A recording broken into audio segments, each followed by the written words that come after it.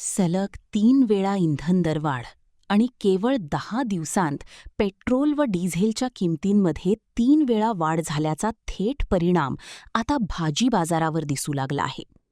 वाढलेल्या इंधन दरांमुळे वाहतूक खर्च वाढला असून गाडी भाड्यात झालेली ही वाढ भाजी विक्रेत्यांवर आणि त्यातून पुढे सर्वसामान्य ग्राहकांवर टाकण्यात आली आहे.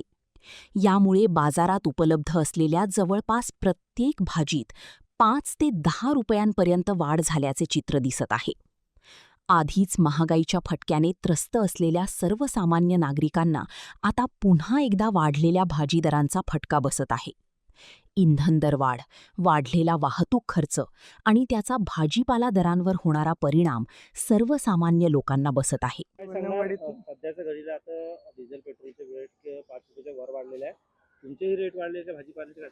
हो सर, आता हे पेट्रोल डिझेलचे रेट वाढले म्हणून आमचे बी रेट वाढले. 2-3 रुपये हर मालामध्ये रेट वाढले. ते गिराकाला सांगावं लागते की डिझेल पेट्रोलचे रेट वाढले आहे म्हणून.